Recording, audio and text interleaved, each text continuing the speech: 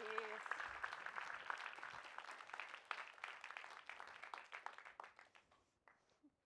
That's very nice. A lot of it is ironic, too, given the talk today. So perhaps that irony will become more obvious as we go along. I don't see any reason most people would want this now, but you can grab the slides and stuff at bit.ly DPL Apple. I will tweet this out later and stuff, so you can, yeah, everyone's like, oh, don't take a picture. So you can find it. But if it may help some folks, there's not a transcript, which I usually these days like to provide right on the out front for people who want to follow along that way. But honestly, I don't know what all we're going to be talking about so much today, so no transcript was possible. So I wanted to start, I had an interesting ride into town last night in a very dark car through Civil War battlefields. And, you know, as one does, as you're chatting with your Lyft driver, it's hard to drive through the battlefields now and just casually remark on Civil War history. It feels very present and hauntingly current, and you're choosing your words carefully, both of you, knowing the scars that each of you might carry. And I like to start, after working with my Canadian friends who do this much more regularly, with these land acknowledgements.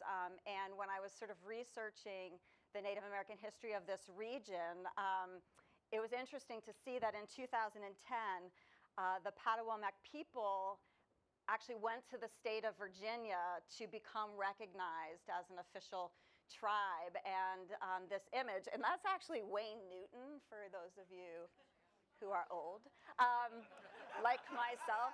Everybody else like, Wayne who? Is he a digital humanist? But anyway, he's a member of the tribe, and they went, and what you can't really see in that photo is that there's a map, right, as they're basically trying to prove their officialness back to the state of Virginia, right, and they're a Fredericksburg-based tribe. And I've just been thinking about both of these things, because what we're going to talk about a lot today is sort of community and who gets to decide what a community is. And so the land acknowledgement and the battlefield, just all very present in my head as I start. That is me. At one Christmas, I got a chalkboard for Christmas, and was probably the best gift I ever had. And I used to teach everybody everything with my chalkboard. And I wanted to start with a personal story because it feels a little bit weird to come into DPL on Thursday. Like, DPL on Thursday is only for people who have been here all fucking week. Like, you don't walk into DPL Thursday and be like, I got some information for you, right? Like, so I wanted to a little bit talk about the DPL-ness that brought me here. And I was looking at this photo that my dad texted to me a while back, and the hauntingness of this photo is going to sort of go with the story I want to tell about DPL. That's a very grainy, disturbed close-up of me as a teacher at my chalkboard. Because I was at DPL, and I honestly don't even remember which one it is. I think it might have been at PEI. Where's Bonnie? I think it might have been at PEI, but anyway, there was some session on assessment, which I was clearly not running. And I went to it, and I remember Jesse was there. And the way I remember this is because of those goddamn eyes that he has when you're hurting, you know, and he looks at you like the therapy dogs look at you. So what happened was I went into this thing, and it was very focused on, like, how do you DPL up assessment, right? So what are some of the challenges that we're all facing in the move towards sort of stricter external assessments? And I was just getting so agitated because I was hearing all of these wonderful things in this room that made great sense to me. And I knew there was no chance in hell I was going to be able to operationalize any of this in my own local context when I left. And it was just overwhelming to me, and I actually broke down. I started crying, and I actually was telling a story like this at school one time to our friend Liz. And I said, I'm not really a crier, so this is kind of a big deal. And she was like, I wouldn't say you're not a crier. So I don't know. Maybe I'm a crier, but like certainly not generally like in a workshop on assessment. But really what it was significant because I was carrying honestly, like no joke here, I was carrying a lot of personal pain at that moment, which was linked to the fact that, like many of you, I'm very mission-driven in the work that I do in education. I see it as an activist profession, as a political profession, and to go into work every day and feel like I wasn't having impact was devastating to me. And it actually became more devastating in some ways, given sort of what Sean just said. Like, yeah, I went to like 20, 30 institutions where they like paid me money because they were like, you are smart and these ideas matter. And then I would go home and I just couldn't make any change happen. And people at these keynotes afterwards, they were like, can you tell us how you got your people to buy into these ideas? And I would be like, no, I can't. I cannot tell you that. And what was interesting is I started sharing this experience of, sort of in some ways being valued on the keynote circuit, which is a whole sort of set of grossness things that we could talk about, but sort of not devalued, but sort of devalued in the place where the work happens, which is the place that really animates me as an educator. So that haunted look is how I walked into DPL, and what was special about that, Jesse's sort of puppy dog eyes, was this was a community where I could express that and find some community around that. And I left DPL and I started applying for provost positions like almost immediately after that meeting. If you know me, I don't actually really want to be a provost. What was frustrating to me is I just started thinking like, how do we grow this community of people into some of the people who are making the decisions that allow or kill this grassroots work that we're seeing that's making change. For a variety of reasons, that whole thing didn't go so well, but we can talk about that later. But I really think that DPL for me is a place where I come to try to make sense of how the good ideas affect what happens when we go home. And that's what we're talking about today, I think, potentially in a way that will depress you. So there's two tracks to this keynote, and like this image, I don't necessarily bring them to. I actually don't bring them together at the end. There is an image at the end that basically will say, "Help! Can you help me?" In fact, I made many concluding slides because I could not figure out how the threads work. If you want a really nice, smart, poetic, interesting keynote. I gave one yesterday. It's published on my blog. This is not that keynote, okay? This keynote is for you, the community that's doing the messy stuff. And so what you'll see is you'll see me talking about a series of things, and then you're going to see some participants that I have recruited. They've generously offered to help, telling some stories. These are real stories that people shared with me. You'll hear them in their actual words. It's not the words of the people who are sitting up front here. So what I'm going to ask is for you to listen closely to those stories and listen closely to the stuff I talk about. And then maybe at the end we can work together to see how we're going to put these different pieces together. So I want to start with a bit of an exercise. If you have a digital device, it would be really helpful if you could pull it out and sit, with someone who's got a digital device, but I have a backup plan for those who don't have a device with them. So if you go to bit.ly/DPLbanana, and remember bit.ly is, case specific, so all lowercase. You are going to find a text there that is like a press release, it seems to me, and I just want you to read that. And kind of skim it quickly, just give it a fast read, and then maybe turn to the person next to you and talk about what you feel when you're reading it and what you learn. For those who have nothing with you digitally, I'm just going to put the next slide up. This is a description at the end of that piece that talks about these three different players that are part of this constellation that the press release is talking about. So we'll just take a minute to look at that. bit.ly/DPL banana, is that right? What do you mean it's a slide? It's this slide. It's literally this slide. That, it does not even seem like a possible human error that could be made. But I can pretty much fix this. But see, Sean, remember the thing I told you when it gets all tiny? That's what happened. But see, I feel like if I go to that, is it really going to go to this slide? See, why does that work? Don't explain it to me. I don't care. Well, the reason I'm like, nobody cares. Okay. Is this the keynote we're looking for? So this is the piece. I actually think you can kind of skim it right here.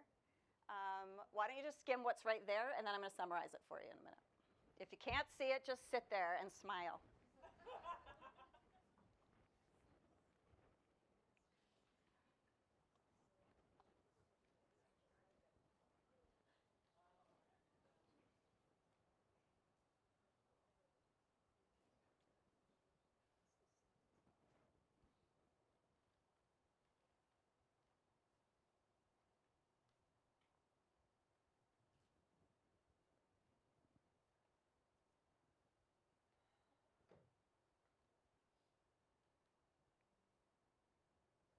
Are you sort of getting the gist? Is it too hard to see?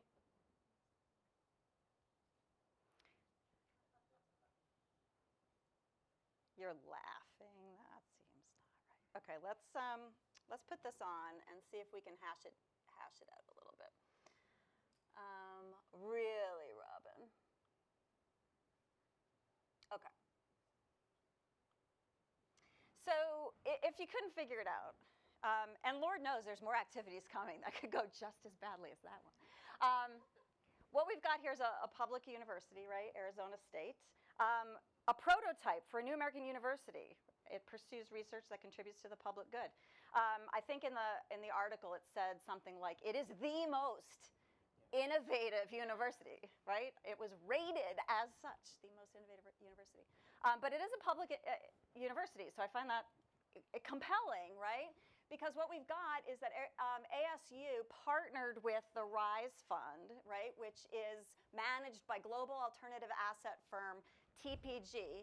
Hold on, because I got this number. There's a lot of millions that are going to be kicking around here, and I don't want to get it wrong. TPG, $50 billion with a B of investment since 1992, I believe, when they were founded, right?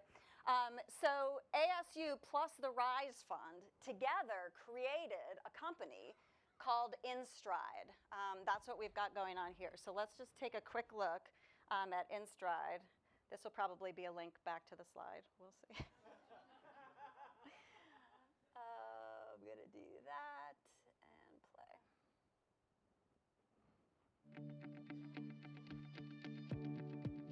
Our work is changing. So is how we learn.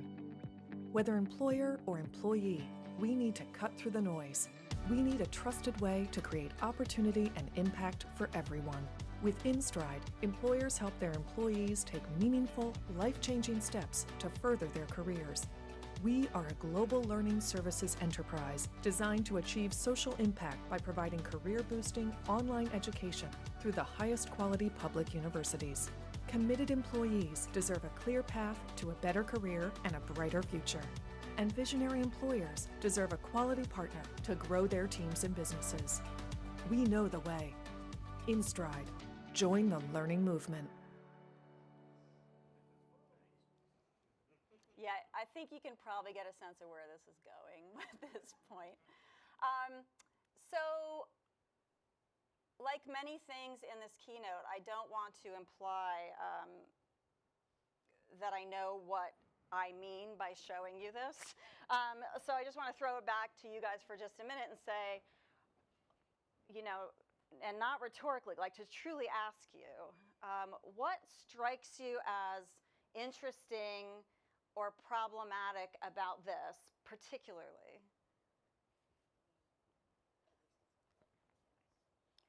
What did you say? At least it's not like Phoenix University. Oh, at least it's not. I thought you said not like FedEx, and I was like, interesting. At least it's not like Phoenix University. And so you're seeing this as a mild, tiny improvement because It's not a for-profit. it's not a for-profit college.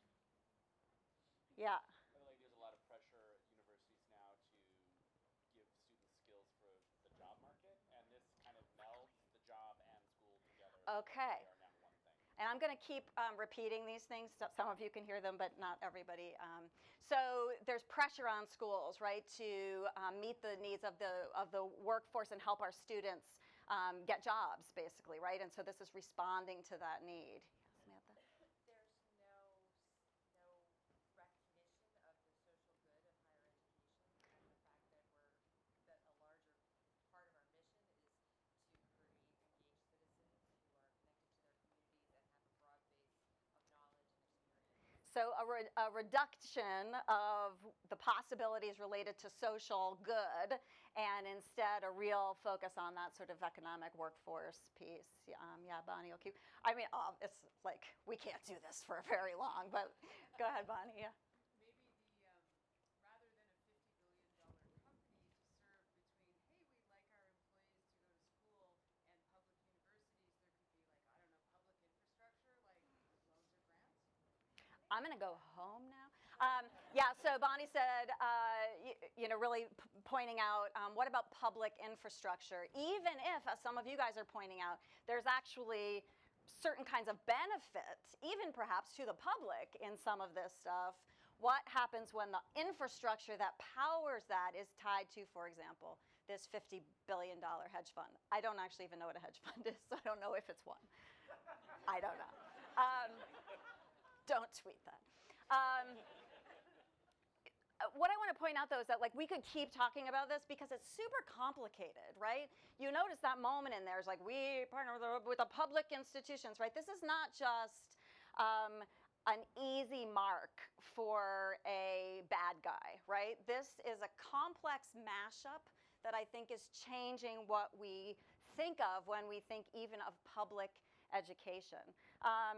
So here's just a little bit more, right? A private company, Guild Education, has been a prominent player in the market. By the way, when you go to the Google Doc later, that's where you're going to see all sorts of links and citations to take you to all these things.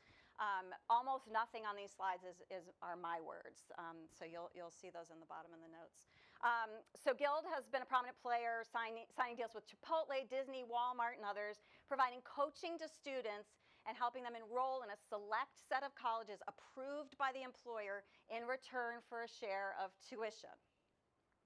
Yeah, I mean, you guys are horrified, right? But I want to tell you, the world is not, right? You guys are weird because I mean, us guys, because what you see there is troubling, but what other people see, of course, is my employer is helping me, pay for school and get educated. This is an interesting quote from the director of Making Change at Walmart, which is a union-affiliated sort of subgroup. Instead of providing all associates a living wage and schedules that work so they have the freedom to pursue education on their own terms, Walmart's controlling its workforce and creating further dependence on a company that does little to promote self-sufficiency and financial freedom. So part of what I'm interested in here is this sort of complex dynamic, workforce, public, helping people achieve educations who maybe in some ways have been left out of opportunity because they can't afford to pursue it. And these seem like viable, they are viable pathways, right? But what are the other sides? What are the problems? What is, as sort of Bonnie points out, what is this new infrastructure that we're starting to develop here? We call this, and I don't mean me, P3s, right? Public-private partnerships. If you work in a public institution, have you heard people talking about partnerships? I feel like it would be very surprising if you hadn't. I don't know, yeah, you can see pretty well on this graph. What's interesting is if you look at this, I'd be curious to ask with each one, how many of these things where institutions are interested in partnering out, right? Call it whatever you want. Partner sounds like a happy word. What other word might we use? We will use that word a lot today, outsource.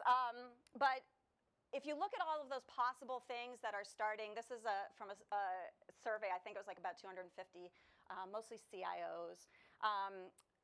Which of these things seem like things that, yeah, these are not core to the mission of higher education?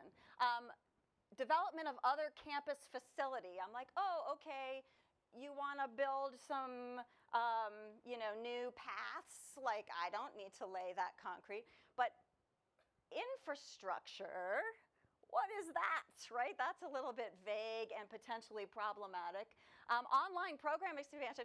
Oh my God, isn't that like curriculum? Isn't that like what education actually is? But really, all of these, there are so few of those that don't touch what at least one or two people in this room would say is like kind of the heart of what you do in your institution. So what does this mean, right, for our institutions as they change?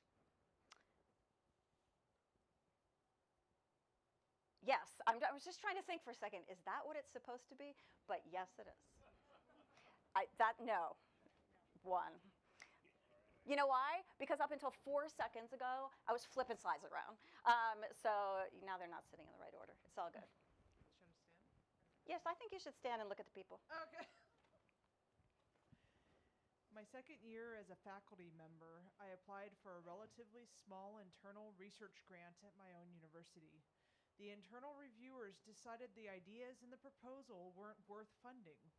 I submitted substantially the same proposal to the NSF, the National Science Foundation, and received a $600,000 career award, their highest recognition for young faculty. Fast forward ahead, 2 years after I received tenure, I applied to UNESCO requesting that they designate the Center for Open and Sustainable Learning I directed as the first UNESCO chair in open education. After a grueling application process involving a broad international network of partners, UNESCO officially awarded us the designation. Shortly after I received the great news from UNESCO, my provost declined the award on behalf of the university. Locals don't get any respect and can't get anything done. It's prompted me more than once to think that I should work at an institution I don't care about so that I have a chance of having an impact at the institutions I do care about.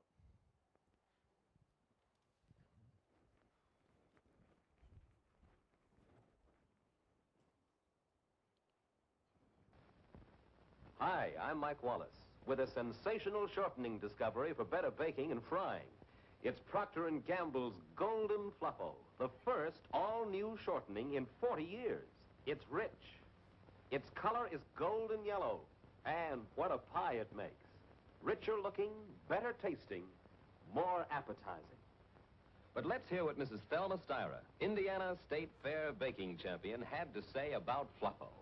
I love Fluffo. It makes such a golden brown pie. Oh, man, that's some apple pie. Well, Mr. Wallace, that's a prettier pie than I ever baked with plain white shortening. And look how flaky it is. This yellow Fluffo is such a short shortening. Makes pie crust so rich. Like cooking champions, get richer looking, better tasting, more appetizing results in everything you bake or fry. Get Golden Fluffo. I would like to introduce Josh Moon, who is now going to sell you some IT infrastructure. Colleges and universities have it tough these days, especially the smaller ones. Lower enrollments mean smaller endowments and weaker revenue streams. Every dollar must be spent wisely. The current generation of incoming students were born digital and are tech savvy. Many smaller schools are relying on older technology to run their student information and administrative systems. The legacy technology is expensive to maintain and complex to manage.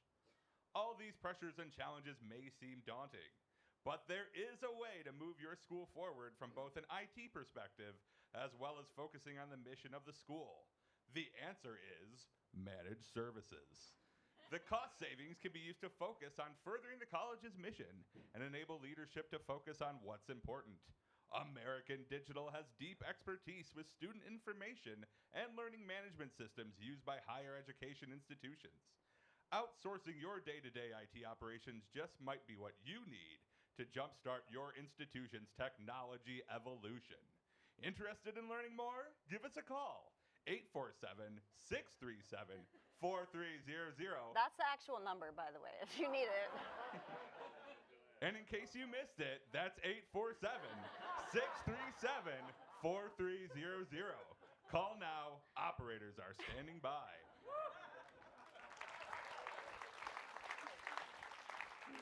So other than operators are standing by, which I editorialized, that's real. And on the slide deck, you can read the full glory of the piece. My question is really about what are we being sold? And there's so many different levels of what we're being sold. I want to talk about the sort of productizing of education, but I also want to talk about the effects of that on a thing that I might call community and how we're going to bring those things together. So when we're talking about the kinds of things we're buying, the kinds of things we're going outside to find, here's a pretty shocking statistic that the University of Minnesota and the Minnesota State System together have paid more than $10 million in the past 5 years for outside help in recruiting administrators. That's a hell of a number. I mean, these are big schools, but that's a lot of money in public school language. And even just to see them sort of graphed out like that. She's tweeting. It's important. My institution hired an outside consultant to provide advice on a potential online expansion. Her advice was primarily about other colleges to hire, and she knew less about the research on online ed than I did as a higher ed scholar. Yeah, one of the questions when we're outsourcing these kinds of things, especially with colleges and universities, is so baffling to me. Like in the interdisciplinary studies program that we work in, I have a student, Zach. He designed a major. It's called Human Resources, right? So we actually have people at Plymouth State that we said are like qualified to teach the next generation of human resource specialists. And yet we need to contract out a human resources team to hire our own people. We teach almost everything. Why is that happening, right? Why is it happening that the expertise is coming from outside the house? I want to turn to what I think are sort of the most obvious big fish to fry in this conversation. So first of all, this comes from, I don't know if you call it an article, I'd probably call it an advertisement called The Missional Case for Outsourcing in Higher Education. In this sense, you heard it in the ad that Josh read. If you outsource, that will actually help you stay mission focused, right? Let us take care of things that don't have any effect on your institution, like IT, while you care for the things that actually matter, right? And here's from this ad where they're basically trying to sell you an online program management, system.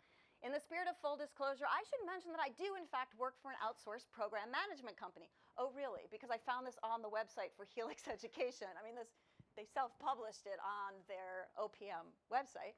I made the transition from Dean of the Undergraduate Business School at Golden Gate University to Chief Academic Officer at Helix Education, largely because of my desire to help students at scale.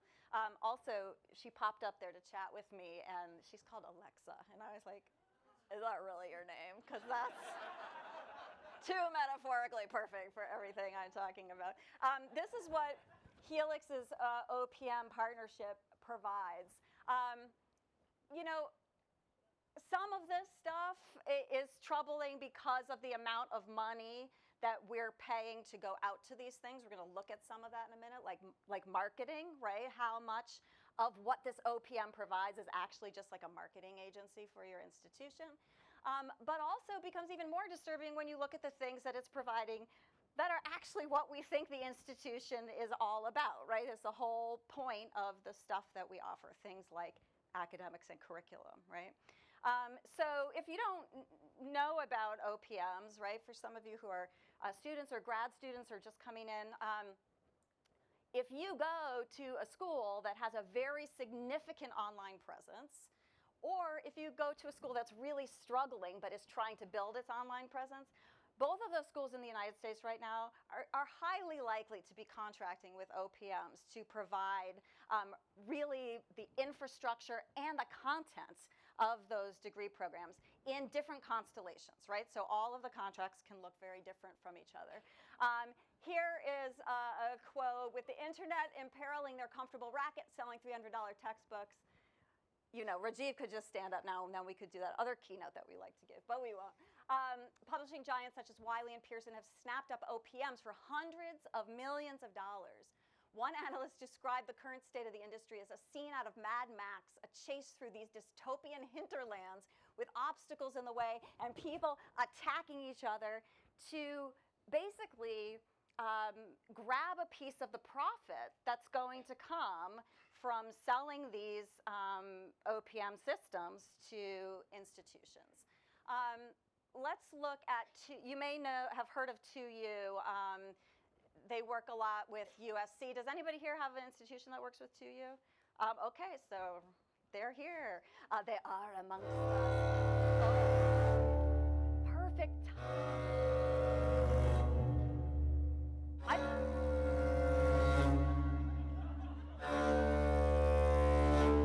mean, Sean, this is not in my keynote. No, this has nothing to, I know it's been a little performative, but. What? No, I don't think that was me. There's nothing, I don't know.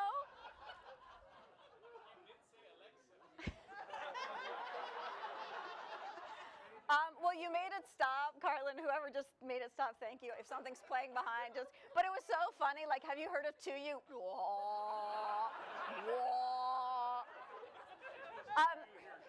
Yeah, oh my God, right? I used to give these talks on my old research, which was on the Salem witch trials, and no joke, I was giving this talk at like a retirement home or something in New Hampshire, and I'm talking, and I literally said, you know, it's the only real haunted house in New England. And all of a sudden, all these like elderly folks in the audience are going like this, you know, and I was like, oh, you know, I'm just, you know, they're like, the seats are shaking, the seats are shaking. It was an earthquake. It hit exactly at that moment. There's no joke. It was like, and then they were so impressed with me. They were like, did you do that? You know? No, I didn't do that or this. But so back to being depressed, because look at this. So first of all, what a lot of these OPMs do, right, is they split the profit, which is part of the problem, right?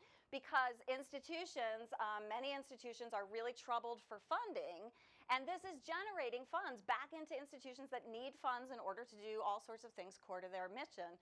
So it is returning profits. It's splitting those profits many times right down the middle between the for-profit OPM company and generally the nonprofit college that it's serving. But also, I think really shocking and disturbing are these other parts of the pie, particularly the 14%, right, that's going actually to instruction. And really that 20% that's going to marketing and sales. And if you know Tressie McMillan Cotton's work, I think none of this is surprising, right? Because there's a lot of familiarity there, even with the history of distance education, with the role that sales play in the development of distance and online learning, and of course in the for-profit college industry. 13 years ago. Nope.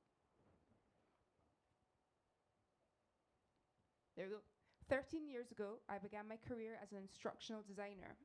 I knew that the content management system the college was using did not have the capability I needed to do the kind of work I wanted to do with faculty in higher education. I needed interactivity. I needed people to be able to share their ideas and expressions with me.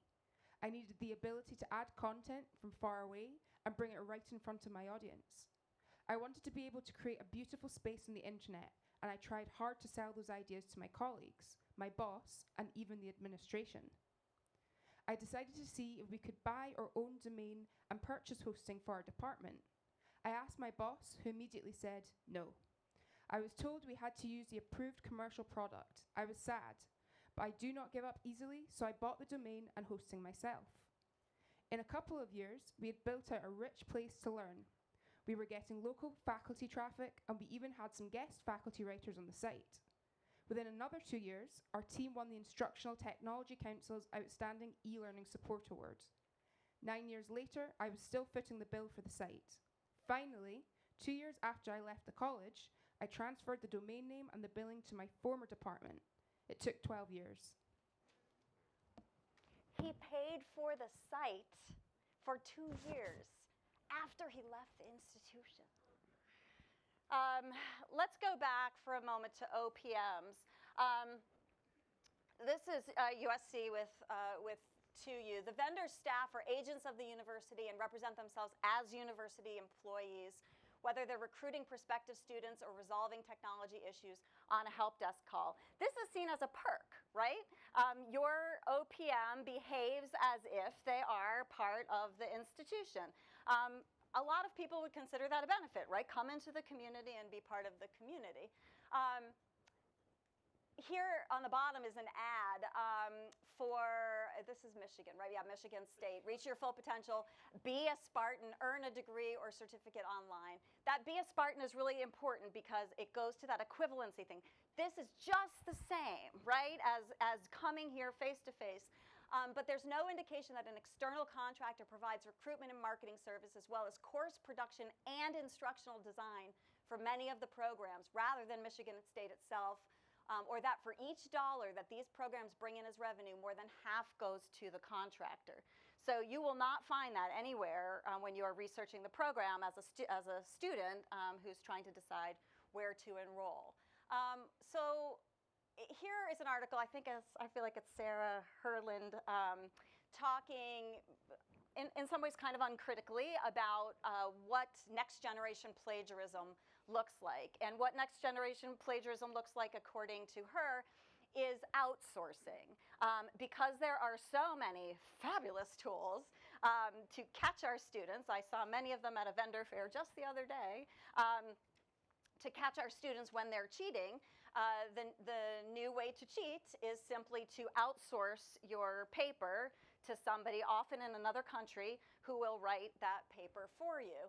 And she goes on to describe, a student works at a local pizza takeout and makes $15 an hour.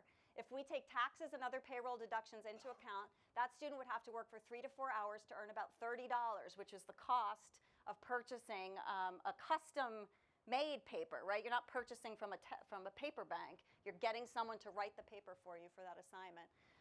Simple economics shows that the student benefits financially from outsourcing his paper. What's actually interesting is we sort of teach this in a lot of business classes, right? Like, that's a smart move. Do the math. Outsource your paper. If you go to turn it in, they're very aware that cheating is changing shape, right? That people are less likely now to just be copying things off the internet because of, ooh, turn it in. So turn it in is developing tools that can catch what they call contract cheaters, right? So Turnitin's definition of a contract cheater: contract cheating, the practice of engaging a third party to complete an assignment. Essays can cost as little as $10 a page. Students are asking partners, friends, family to complete their work. 16% of students admit to paying a third party to complete their work. Why is this a problem? Well, look, if there's a scandal, you're going to lose revenues. But what's interesting to me is, isn't this so much like Michigan State, when you go and you read all of this ad copy written by a third party about a curriculum that they are faking was generated in-house. This outsourcing is something that we call a lack of academic integrity in our students. And then we applaud ourselves for our business acumen when we make these decisions in how we teach our students, right? So this seems endlessly ironic. Jeff, are you here? Hey, Jeff. We were supposed to have an awkward hug. We didn't have that yet. Okay. Okay. We were tweeting about all this recently, and Jeff made this also great point about sort of OPMs and outsourcing and things like Turn It In, right? That both are about outsourcing without care for the real mission of education to companies who've not signed on to that mission and have, in fact, built business models counter to that mission. All hail that tweet. Okay. I was, until recently, the CIO at a small institution. I'm active in EduCause and considered by my peers to be an expert in my field. 2 years ago, we got a new president. During a planning meeting where I was asked to present the state of IT, I outlined what I saw as significant and looming funding challenges for my area that had been caused by ongoing underinvestment in IT infrastructure. At the end of the presentation, the new president got up and said, "Well, I'm more of a glass half full kind of person, but thanks for that." As I look back, that's the day everything went wrong. From that moment forward, other senior leaders saw that the president didn't care what I had to say, so why should they? Over the course of the next year, I had a staff member moved out of my area without discussion and had 3 other positions in IT eliminated when they were vacated, thus confirming to everyone that IT was not critical to the institution. Then, without any real consultation with our IT governance group, the president decided to move IT from under the provost to under the VP for Compliance and HR. That's when it became clear to me that my expertise and knowledge would never again be valued at this institution, so I resigned. Last I heard, they are planning to pay a consultant to come in and probably tell them the same things I've been telling them for the last 5 years, for free. I want to tell this depressing story. There's probably people here who can tell, it's a complicated story, and people who can tell it more clearly. And if you go again to the slides, you can read better detail. But LOPE is a company that is the parent company of the for-profit college, Grand Canyon University. Grand Canyon University, actually LOPE, got permission to also start a nonprofit, which they called Grand Canyon University. Already that seems stinky, right? So what ended up happening is that, and I'm calling it nonprofit Grand Canyon and for-profit Grand Canyon. Nonprofit Grand Canyon bought for-profit Grand Canyon. But how does a nonprofit afford to buy a massive for-profit institution? They need to take a loan. Who gave them that loan? LOPE gave them that loan. Hold on, I got the math over here because I don't want to get my numbers wrong, right? LOPE gave them that loan. Okay, you ready? People who have like $400 budgets in little teaching and learning centers that you run. LOPE gave them a loan for $870 million to buy those other operations from the for-profit college. They then get 60% of the tuition plus loan interest back. The loan interest is $52 million annually. And the nonprofit, all of these profits are going to LOPE, right? The nonprofit Grand Canyon gets the most federal financial aid in the United States right now, $760 million last year. What does for-profit, nonprofit, public, what's happening, right, to the collapse of these things? And what I'm particularly interested in is how is that systemic, large-scale collapse, billions and billions of dollars, working out in your job with the way people treat you and the things that you know and care about in your institution? For more than 5 years, I was the principal investigator on a huge USDA grant. My department refused to give me course releases, which meant that I was unpaid for 5 years, despite a huge return to campus from the federal overhead revenues. Later, in reports, my college claimed my work as part of the land grant institutional mission. I did excellent work. I was never paid. I have been an adjunct at this university since 1987. I make about $32,000 per year, still. So it's easy to understand the outsourcing and some of the stuff that we've been looking at so far. But there's other ways that we can see outsourcing playing out in our lives beyond these massive billion-dollar industrial moves that we've been looking at. So I want to think about contingent labor and precarity in these terms as well, right? This is so complicated to talk about, right? Because most of our institutions are fueled by our adjuncts. And our adjuncts are our people. They are the most vulnerable of the faculty and staff at our institutions. That being said, the fact that we care for the most vulnerable is sometimes problematic, right? Because we want to include them so much that we structurally allow for what I think potentially could be just another example of outsourcing, right? This kind of temp labor where structurally there is contingency there. And when we ameliorate that by being kind people, we are also obfuscating and erasing the power dynamics that are at play. And that's a catch-22 that I do, how are we gonna get out of that? I don't know. But this move to a lean and agile workforce, right, that has become absolutely naturalized, right? I see people getting upset. I totally understand. I'm gonna start crying now. Sorry, look over here.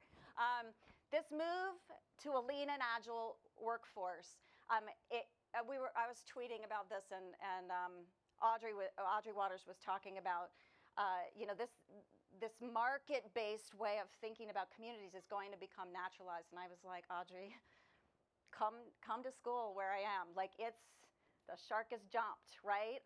So that sense that we are so willing already to admit that it's okay to focus on the leanness and agility over the community, right? Over the value of that community.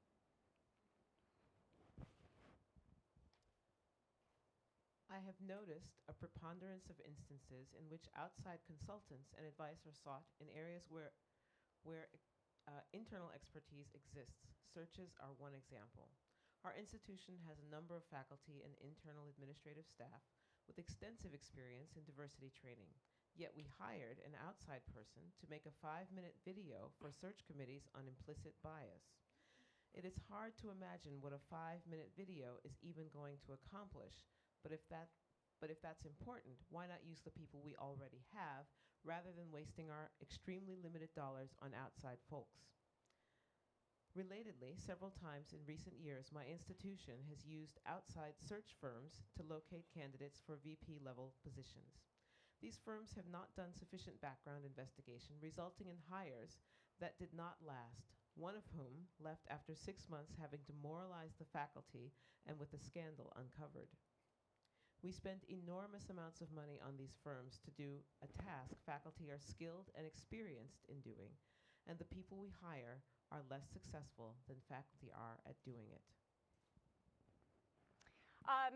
Adia Harvey Wingfield writes about what she calls racial outsourcing. This is going to be no surprise, and this could be a keynote in and of itself, right? What often ends up happening, she writes, is that organizations don't devote the resources, attention, and programming to creating more diversity. Instead, they leave that work to Black professionals in their employ, who end up doing additional labor, often uncompensated, to try to make organizations more accommodating to minority communities. What's challenging about this is this looks very different than some of the other kinds of outsourcing we're talking about, because these are oftentimes tenured, sort of valued members of the community. But what's not valued is that particular labor that they're doing that is totally uncompensated, right? So institutionally and structurally, that is outsourced despite the appearance that it's coming from inside the community. And the other thing is that if those faculty, staff members who are doing this unrecognized, invisible labor actually start to have an impact, that's a problem, because then it actually becomes an overwhelming part of their job, and they already have a job that doesn't make space for this. So it actually works only when impact is minimized, right? So like structurally, the whole thing is set up to fail.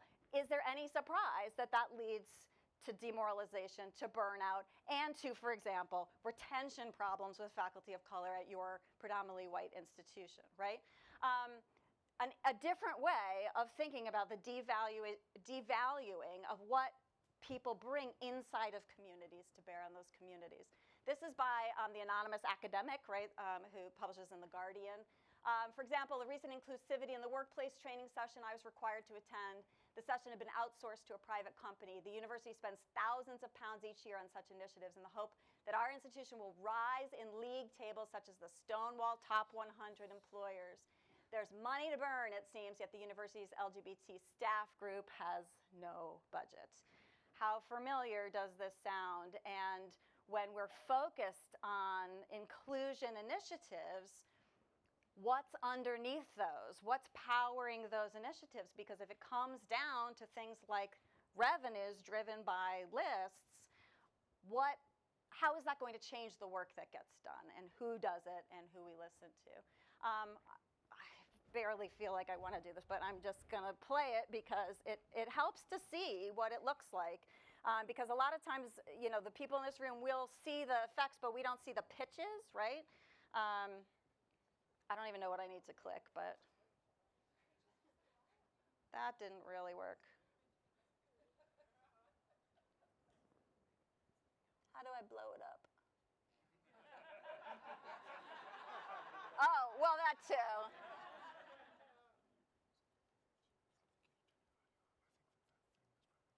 He's whispering 2 new messages. I'm not even going to play it. Go look later. I mean, I don't want to say it's disgusting. It's, you know, what it is. But what it really comes down to is like you can buy some diversity, and that's going to be good for your bottom line, right? For your bottom line, not for your community. But for your bottom line. You know what, if your community is healthy, your bottom line. It matters what drives, right? Okay, 7.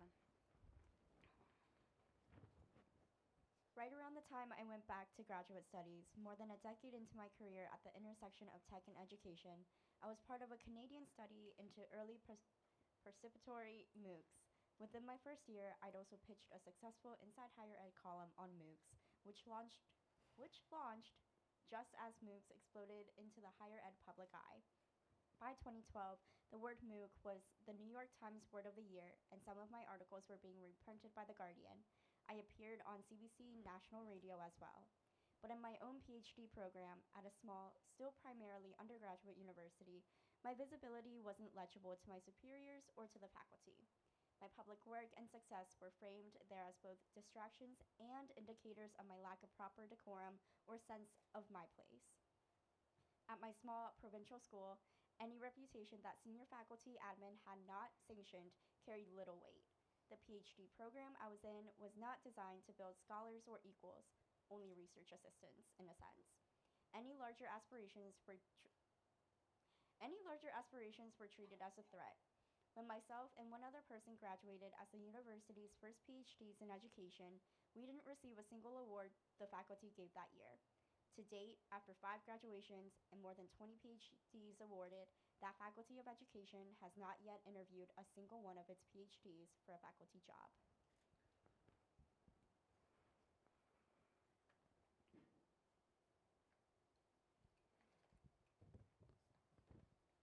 As well as doing the actual nuts and bolts of my job, which was supporting use of digital tools and services in teaching, I developed innovative practice in the institution that was recognized externally.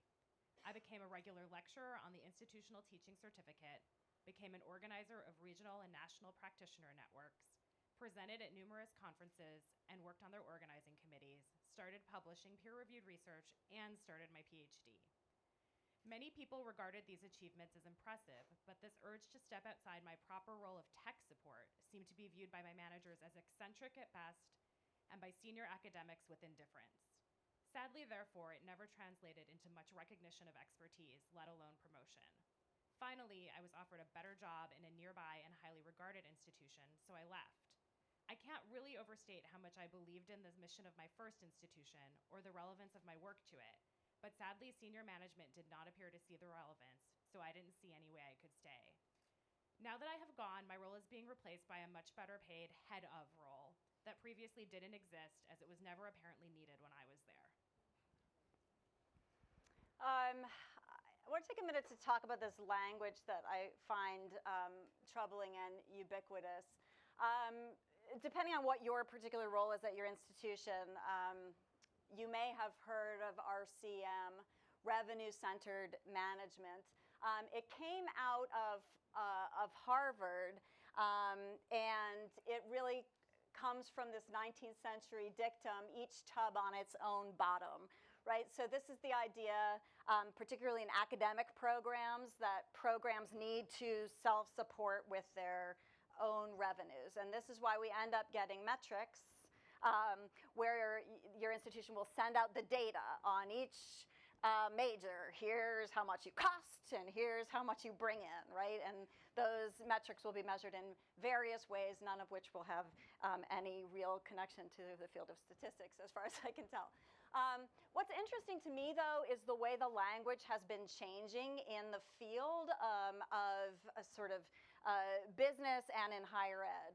From RCM, originally meaning revenue-centered management, to RCM meaning responsibility-centered management. This idea, no, we're not out to make revenues. We're out to steward responsibly our resources. We're here to right-size our institution and do the responsible thing with the money that we have. And now what we're seeing is a switch to VCM, values-centered management, but we're using it interchangeably to mean exactly the same thing, but what happened is the language switched, right, from revenue to values. That's the switch that pisses me off. Say revenues, right? Say revenues. Don't say values when you mean revenues. Yeah, that's my picture to go with this. David Kerp, some of you might know his work. He's written a bunch on outsourcing. And he asked this question: is it possible to reconcile the virtues of the market, which encourage fiscal responsibility and the realities of organizational complexity, with the culture of an institution where money is not the principal metric of worth? So here's what's interesting. He wrote this in 2002, basically saying, in higher education, money is not the principal metric of worth. And the sad thing I feel is that that is an outdated statement.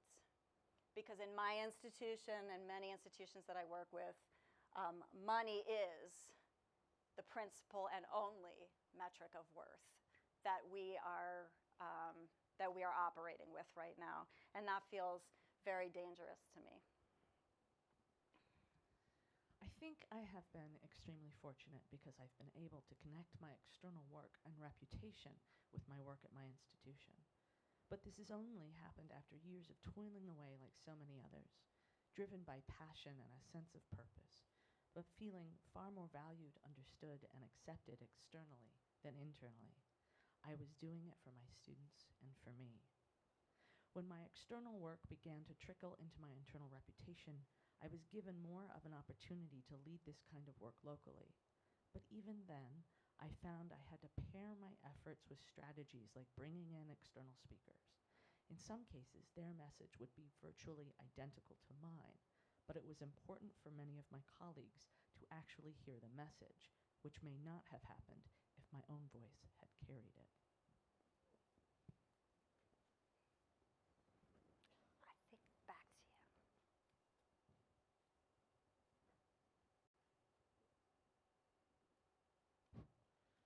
was on an international radio program talking about data privacy.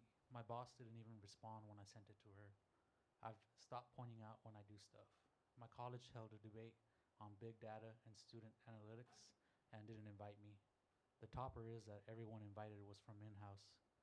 Even after I became known for this internationally, they didn't even think I measured up to talk about it at my own institution. So here's the dots that we need to connect, and I'm not particularly going to connect them beyond maybe what I've done meagerly so far. We're outsourcing infrastructure, services, human resources, curriculum. We've got racial outsourcing. We've got contingency and precarity, which is a different kind of sort of temp outsourcing. We're privatizing. We've got the slippage from revenue center to value centered.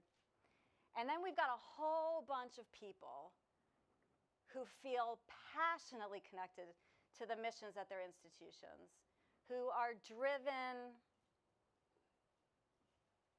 I mean, I'll tell you, my hair started falling off my head.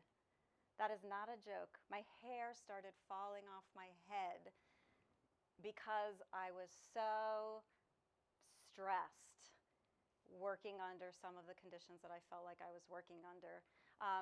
It wasn't brutal. It was just maddening, right? It felt like you were in a dream underwater shouting and no one could hear. And then you'd leave and you'd go somewhere else and they'd say, your message is amazing. You know, why couldn't my own people hear that message? And how is that connected to something much bigger and more structural than me?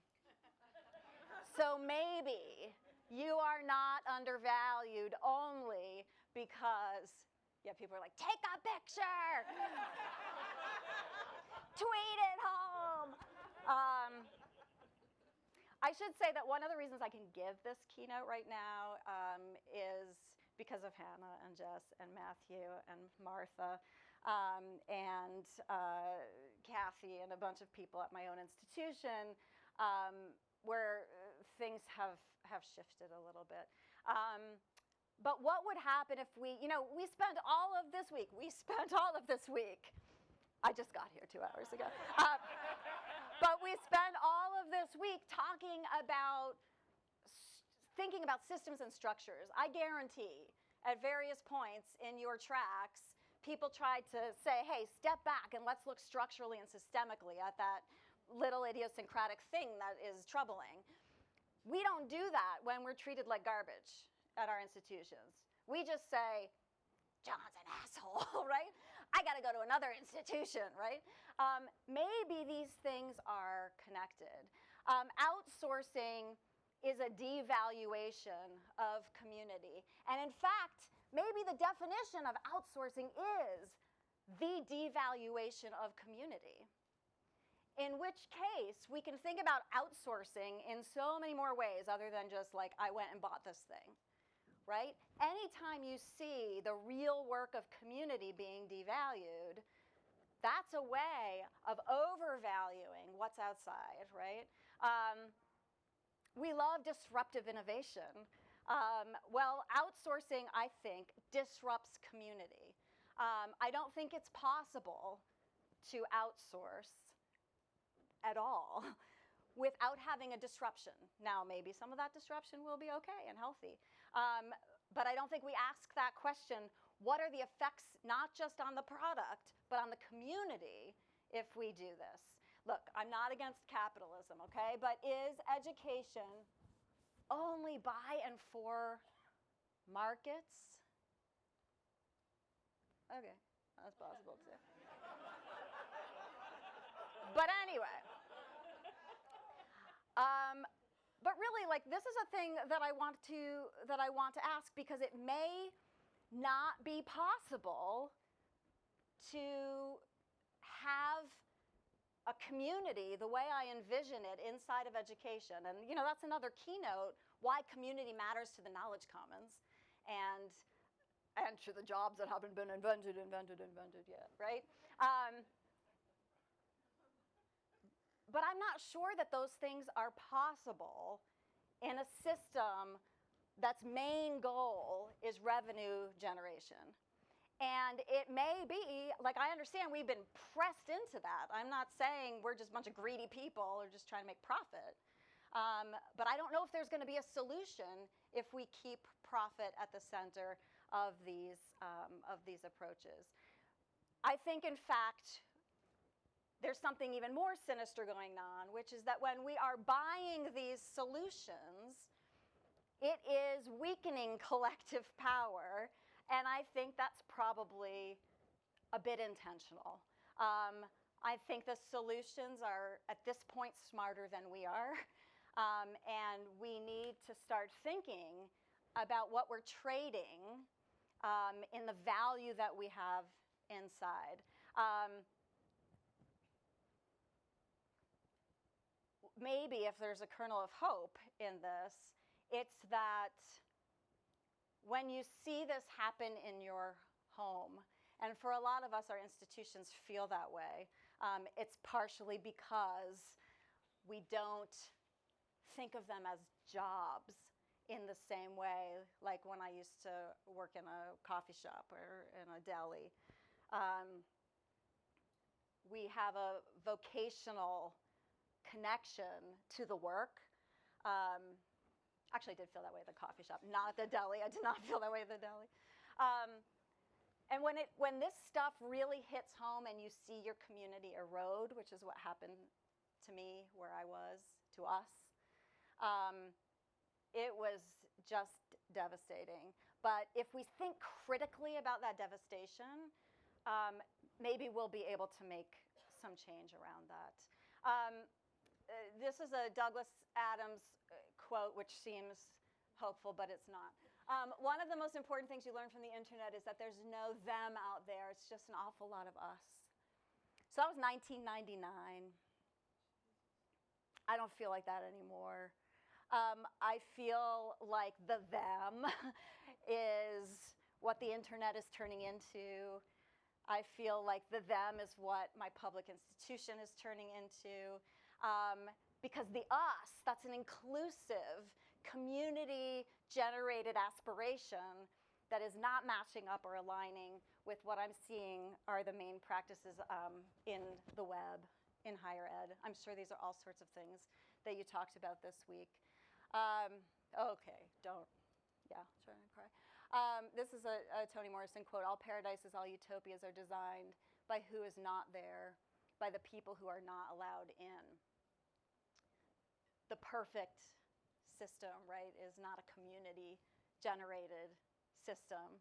I picked this image, that's a painting that my daughter did in an absolutely incredible project in her school where so she was 15, a sophomore in high school, and they partnered with the kindergarten, and the kindergarten kids drew pictures of the high school kids, and the high school kids drew pictures of the kindergartner. So that's her kindergartner, whose name I am not allowed to release because my daughter was like, you can't show that painting without parental permission. I'm like, I think it's okay, it's a painting. But she's very protective, and it was this incredible thing, right? The partnership between the little kids and the big kids, and then the school paper, not the school paper, the town paper, the Plymouth Record Enterprise came in and did a story on this, and it was just this sort of wonderful community building art project. And the thing that was so remarkable about it from where I sat was how little of that she gets in her public school K-12 education. I'm curious about ultimately the effects of all of this stuff on the people who really matter to me. It's my own daughter, it's my students, it's future learners that I am making this for, what's gonna be there, and what's that education look like, what trickles down in curriculum off of the stuff we're talking about today, because I don't think it's that.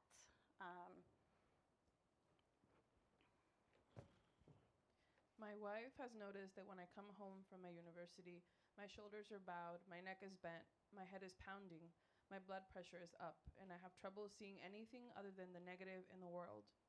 Interestingly, when I come home from a conference, I am standing taller. I have a smile on my lips. My head does not hurt. At my university, even though I have quite a bit of expertise in the things I work on, they nevertheless disregard me and are only interested in fighting turf wars. I'm getting closer and closer to the idea that I will give up my tenured position and leave my university because of this situation. I want to thank people who talked to me and advised me and shared some of their experiences, and apologize, for sending you home this way. But the truth is, we go home, we go back, and the change, I think, is not here. The change is there, and the question is, how are we going to sustain this community in the face of the challenges that we feel when we're in our own institutions? But more than that, how are we going to shift this tidal wave into one that actually sees community as a value that's worth preserving? And with that comes all the other things that I care about, particularly this sense of the public good. So I didn't really connect all those dots, but I'm leaving them with you, and I'm really hoping that some of you will connect them over the next few days or months, and even just write a little bit more about how you bring this home and what we can learn from different paths that you take to do that. So that's what I got.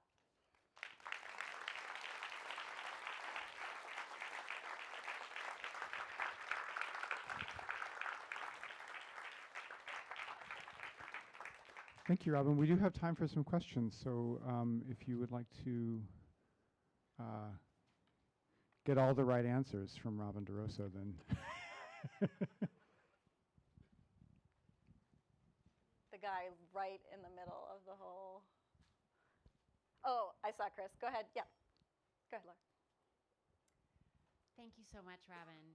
As someone who has been an external person who I've called on to come to my campus community to help do this work, I know exactly what you're talking about, and I know how much your presence as an external expert coming to my campus has mattered to those of us within the campus who then get to try to leverage and keep alive what you helped move forward.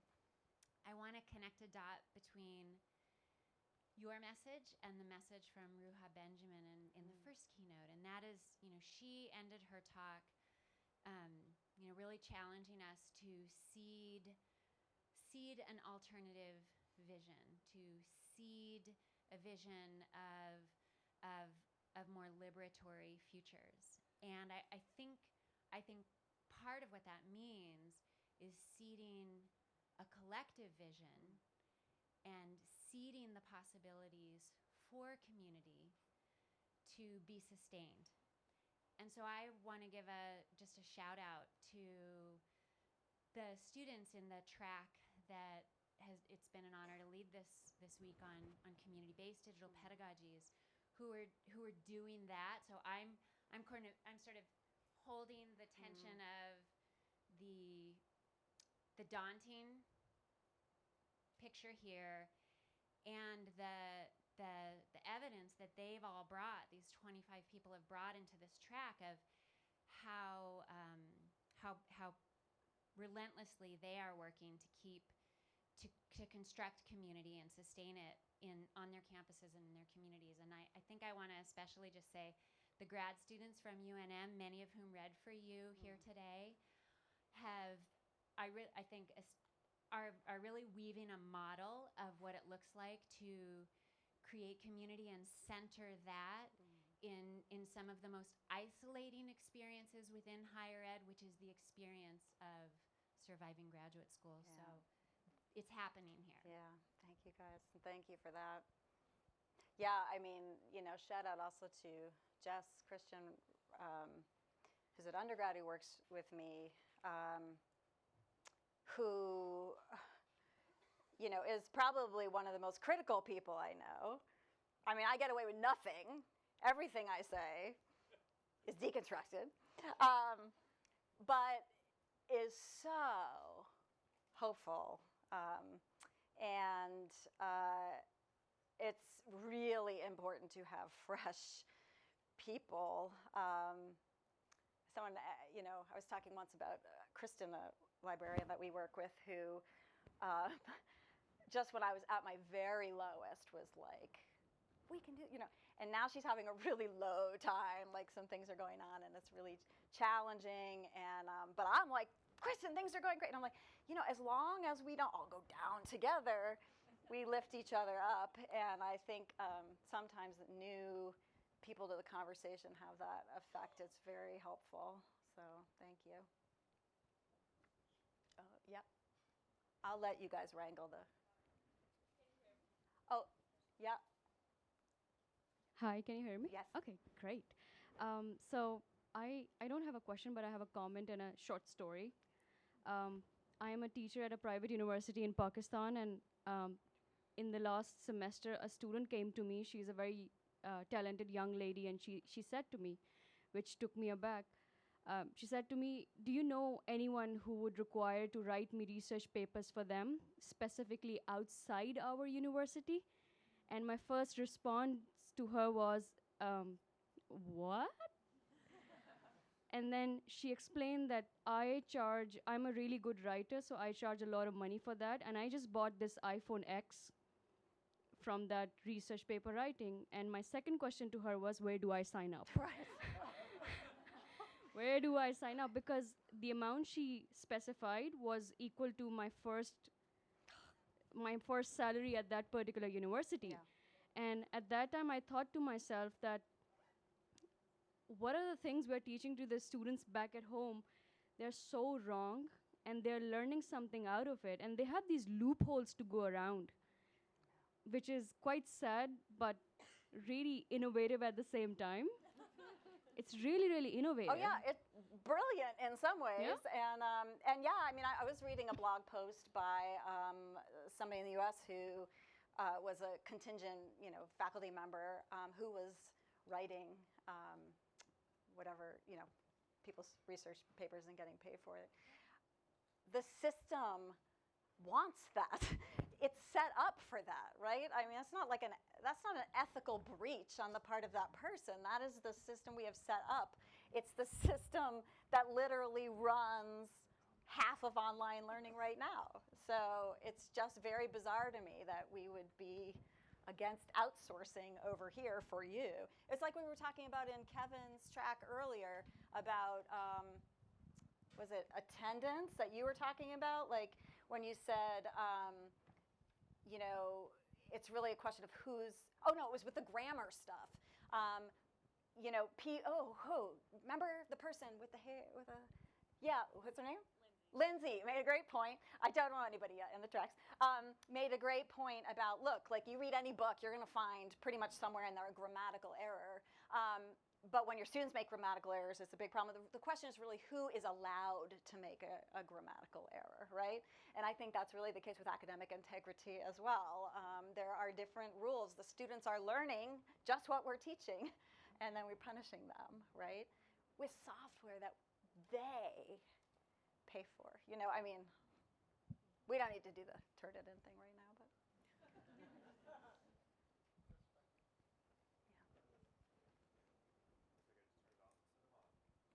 How's that? Good.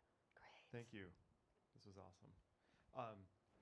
I'd love to talk about Agile sometime because my company does Agile. And I think it's actually potentially helpful here to do But it usually right. when people say my company does Agile, I'm just like, see you later. But I trust you, Chris, so I'll listen to you about your company. I have problems with it too. But I was wondering if you could talk a little bit more about what you mean by outsourcing and what you don't. Yeah. Just a couple examples, like is subcontracting outsourcing. Yeah. Because my company has subcontractors, and we are a subcontractor. I feel a greater sense of community with the few people on both sides of that than I do with people who I shared a building with when I worked here, even though we were employed by the same place. And so is hiring someone outside a certain structure, does it require a certain power dynamic? I'm just wondering what exactly you mean by that, and where do we start drawing the lines about what is and isn't acceptable? Well, the problem is the lines keep moving, because look at ASU and in Stride. That's not outsourcing, really. That's their company, right? They started the company. The company is them. Isn't that like Soylent Green? The company is us. So I think that's one of the trickiest parts that I have no handle on yet is, if the line keeps switching and moving, what counts and what doesn't count. And there's all sorts of other simple parts of that are not simple at all, right? Like I don't know if I really care who cuts the grass, mine says, okay, we contracted out our dining services. Like, I didn't, freak out too much about that. Like, how do you decide what's mission critical and what isn't? And then how do you decide for things that are mission critical? And actually a lot of these OPMs are designed now to,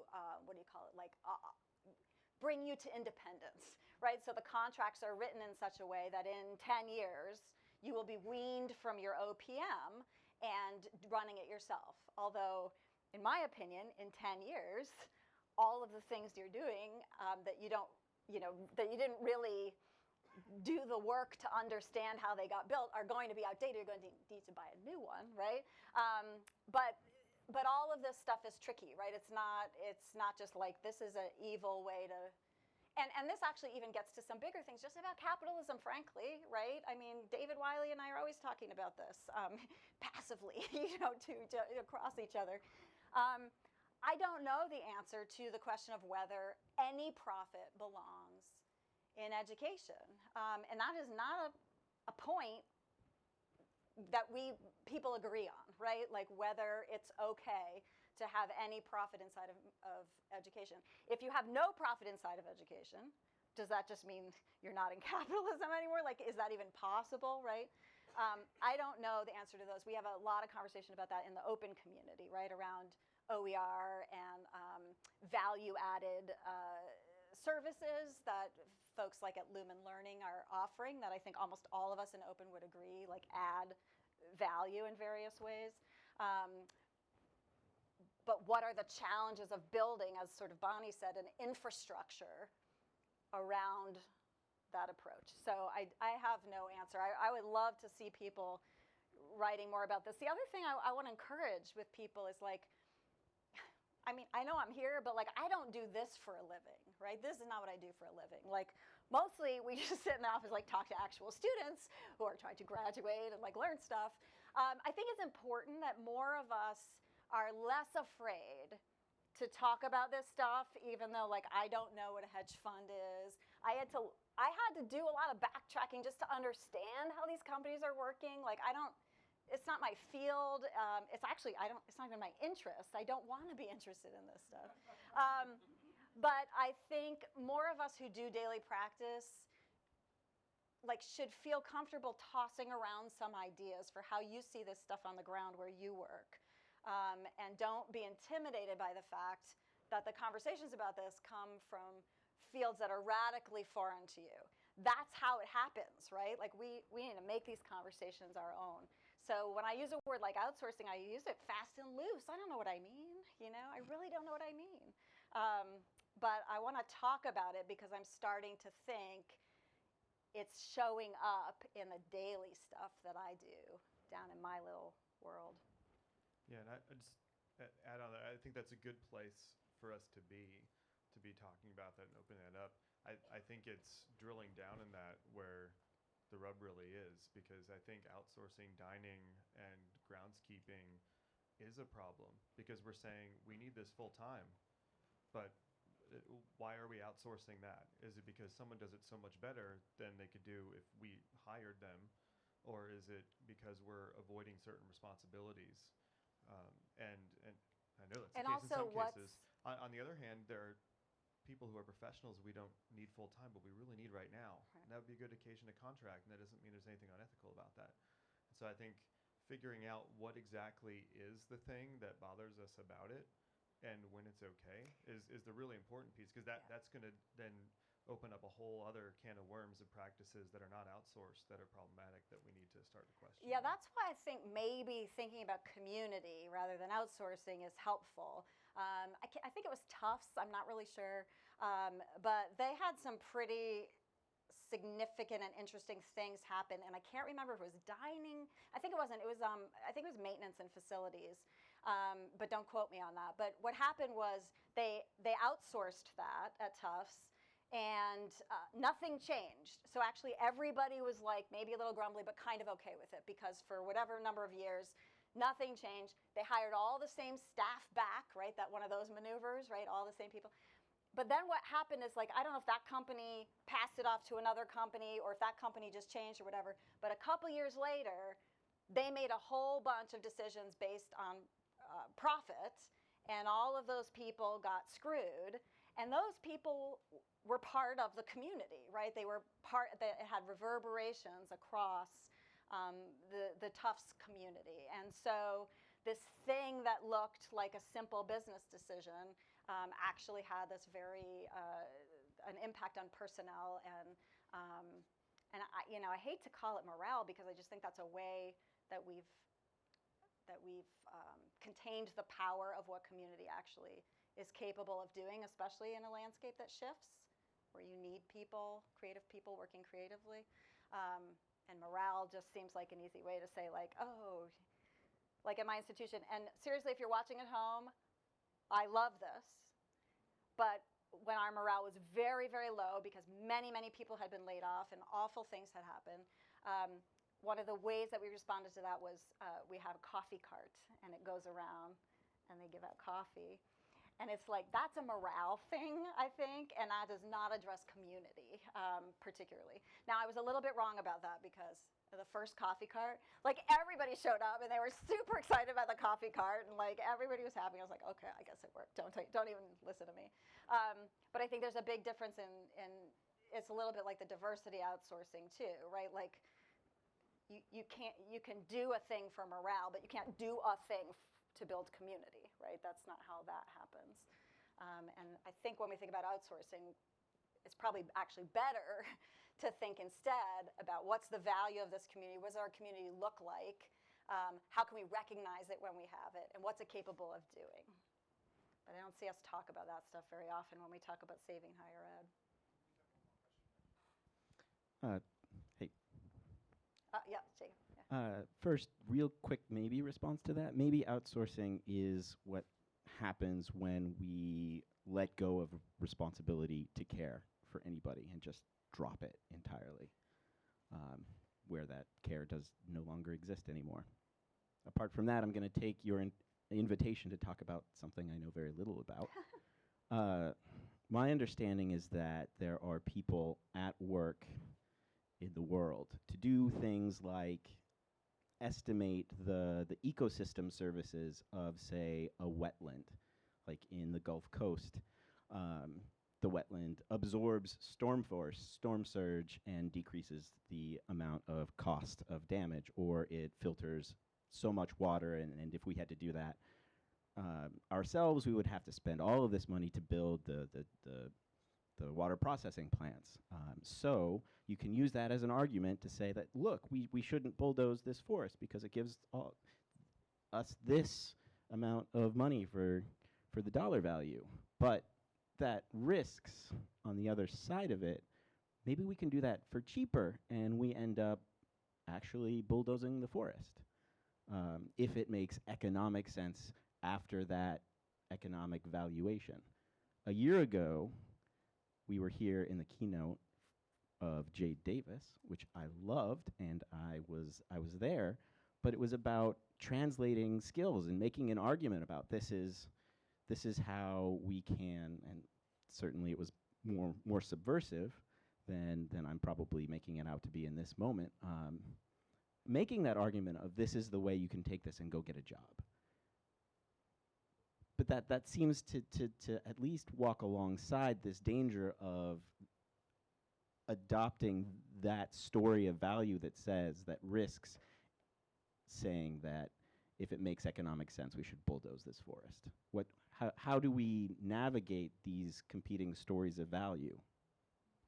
Yeah, I mean, I feel like it's Tom Evans. I'm not totally sure. I took the slide out, and I can't just conjure it back. He has this really great thing about the Wendy salad. Does anyone know what I'm talking about?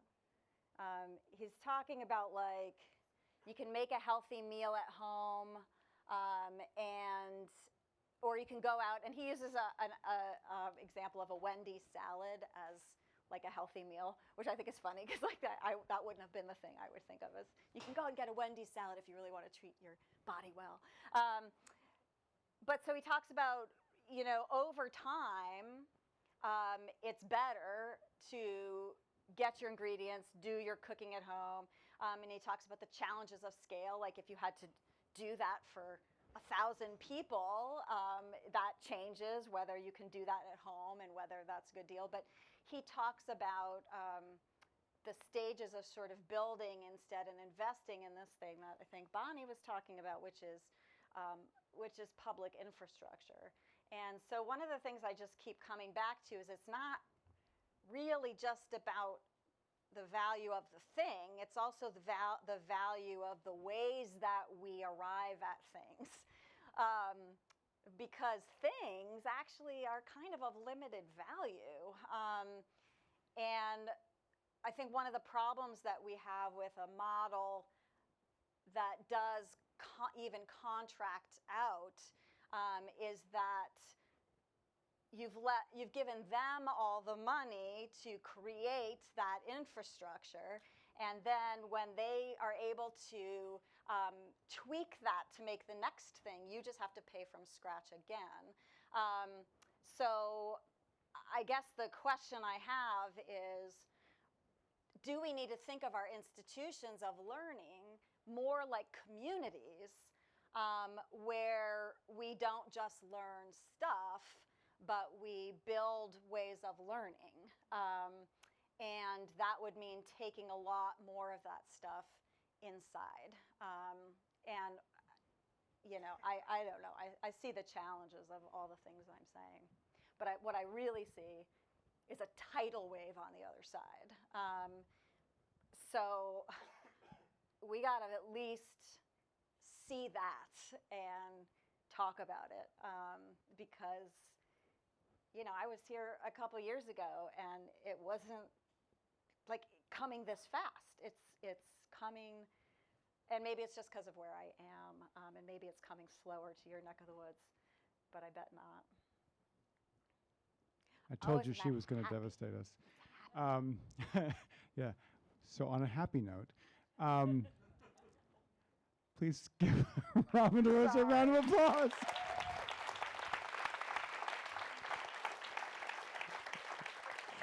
That was wonderful. That was really good. No, you're good. Thank you very much. Sorry, not sorry. Sorry, not sorry. Yes, exactly. That's sort of the theme of DPL. Put that on the t-shirts next year. Next year, the theme, sorry, not sorry. Yeah. Oh, yeah, the tagline. We don't have a tagline, so that would work. Okay, thank you all so much. There's just a couple of real quick notes. Because we are emphasizing community here, Sarah Goldrick-Rab has asked for everyone who's wearing a Real College t-shirt to please gather for a photograph so that she can get a picture of everyone wearing a Real College t-shirt. Because it's amazing, actually. I noticed as we were walking around, like, look at that Real College. There's so many people wearing Real College today, which is really, really cool. So if you wouldn't mind, we could just gather kind of right out here, and then you guys can take a picture, which would be really, really cool. I will, as usual, send out an email this evening with details for tomorrow, and I wish you a very good night. And one more thank you to Robin DeRosa.